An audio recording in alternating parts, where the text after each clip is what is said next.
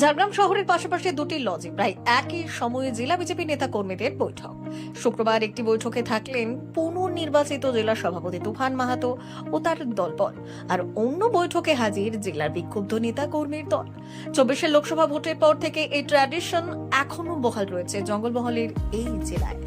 শুক্রবার বৈঠক শেষে সংবাদ মাধ্যমের সামনে পুনর্নির্বাচিত জেলা সভাপতিকে ফের বেঁধেছেন বিক্ষুব্ধরা। গ্রামের মানুষ আর কি, যারা সাধারণ মানুষ, সেই সাধারণ মানুষরা আজ পর্যন্ত জেলা সভাপতিকে ওনারা চেনেন না। আমাদের দুর্ভাগ্য এটা, এবং সেটা আমরা খুব এবারে আশা করেছিলাম, খুব আশাতে ছিলাম যে আমাদের একজন কাউকে পাবো এমন জেলা সভাপতি যার আন্ডারে আমরা নিজেরা ঝাঁপিয়ে পড়বো। কারণ 2026-এর একটা বিধানসভার ইলেকশন আসছে। সেই বিধানসভার ইলেকশনে আমাদের যথেষ্ট একটা পরিবেশ তৈরি হয়ে আছে, যেখানে আমরা এখানে আমাদের যে জেলাতে যে 7টা বিধানসভা আছে, আমরা 7টা বিধানসভাতেই আমরা কিন্তু পার্টিকে জেতাবার মতো আমাদের কার্যকর্তারা রয়েছেন।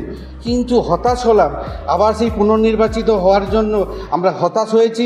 কিন্তু হতাশ হওয়ার পরে বিভিন্ন আমাদের যে কার্যকর্তারা আছেন তারা আমাদেরকে ফোন করছেন যে তাহলে এটা কি করে হলো। আমরা বললাম হয়েছে, এটা তো আমাদের কিছু করার নেই, হয়েছে যেটা হয়েছে। কিন্তু আপনারা কেউই ভেঙে পড়বেন না, আপনারা থাকুন যে পদে আছেন, যে পদে না আছেন। কিন্তু সব এই যে আমরা মোদি, যে আমাদের যে প্রধানমন্ত্রী মোদিজি, উনারই আমরা শিষ্য, উনার আদর্শকে নিয়ে আমরা ভারতীয় জনতা পার্টিটা করি। কেউ আমাদেরকে এখন যারা জেলাতে আছেন 3-4 জন যারা জেলা চালান, তারা হয়তো আমাদেরকে চিনতে পারেন না বা আমাদেরকে কোনো পদে রাখতে চান না। কিন্তু আমাদেরকে সাধারণ মানুষ, কর্মী, আমাদেরকে সবাই জানে যে আমরা বিজেপির একনিষ্ঠ কর্মী। তাই আমরা সবাইকে আজকে ডেকে এখানে উপস্থিত করে তাদের মনোবলটা বাড়াতে চেয়েছি, এবং আসন্ন যে বিধানসভা, সেই বিধানসভাতে যাতে সক্রিয়ভাবে সবাই কাজ করে আমরা আমরা 7টা যাতে বিধানসভার আমরা সিট জিততে পারি, সেই নিয়ে আমাদের আজকে উপস্থিত হয়ে আমরা একটা কর্মসূচি নিয়ে এখানে একটা আলোচনায় বসেছি। বর্তমান যে জেলা সভাপতি পুনর্বার তৃতীয়বারের জন্য নির্বাচিত হয়েছেন, তার আন্ডারেও কাজ করেছেন। কিন্তু এই বর্তমান যে জেলা সভাপতি, তার যে অযোগ্যতার কারণে কোনো কর্মসূচি নেই, তাদের কোনো সম্মান নেই, তাদের ঠিকমতো জায়গা দেওয়া হয় না, তাদের কাজের কোনো সুযোগ নেই, বেড়ি পরিয়ে রেখে দেওয়া হয়েছে, কোনো ঠিকভাবে কোনো ফান্ড আবন্টিত করা হয় না সমস্ত ইলেকশনগুলোতে। এই যে চারদিকে তার একটা যে অদ্ভুত ধরনের তার ছড়ি ঘোরানোর মানসিকতা, এবং স্বজন পোষণে সেই 5 থেকে 4 জনকে নিয়ে তিনি জেলা সভা চালাচ্ছেন, জেলার যে সকল দায়িত্ব, এর বিরুদ্ধে সোচ্চার হয়ে পুরাতন কার্যকর্তারা আমরা আজকে 7টি বিধানসভা থেকে প্রায় এই নগরের এই গেস্ট হাউসে আমরা একত্রিত হয়েছিলাম।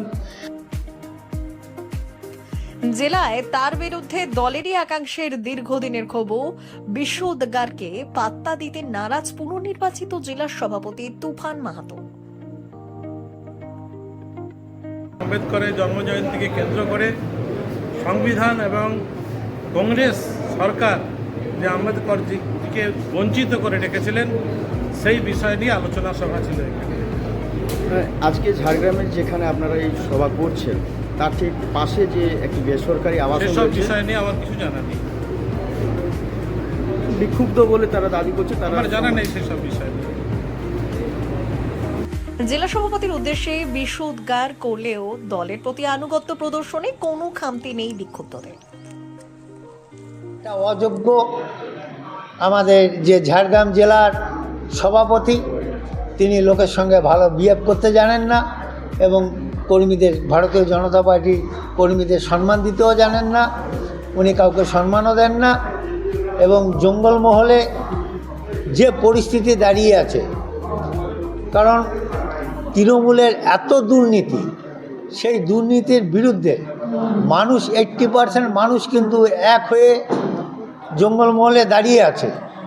কিন্তু সেইটাকে এরা ধরতেও জানে না, তাদের সঙ্গে যোগাযোগও করছে না।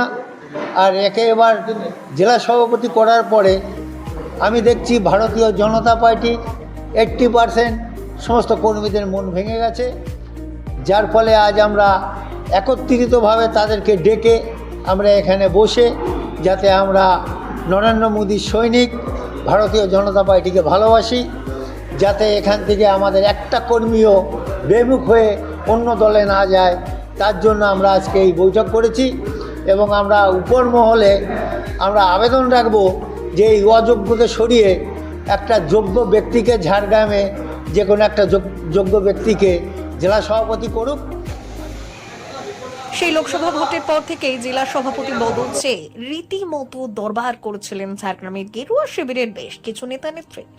তবে তাদের সেই আবেদন আখিরে কাজে আসেনি, বরং তুফান মাহাতোকে পদে রেখেই 26-এর ভোটে ঘুরে দাঁড়ানোর আশা রাজ্য নেতৃত্বের।